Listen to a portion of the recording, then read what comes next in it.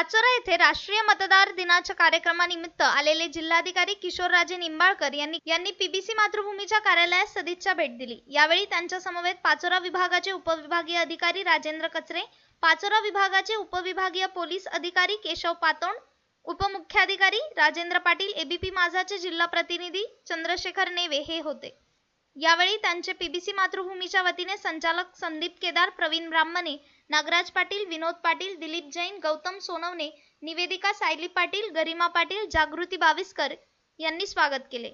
यावेळी जिल्हाधिकाऱ्यांनी विविध विषयांवर चर्चा केली। तालुका पातळीवर आपण चालवत असलेले माध्यम हे अधिकाधिक लोकाभिमुख करा आणि सामान्यांचे प्रश्न लावून धरा असे मार्गदर्शन त्यांनी यावेळी केले। तसेच स्थानिक प्रशासकीय कामाविषयी माहिती जाणून घेत त्याविषयी चर्चा देखील केली।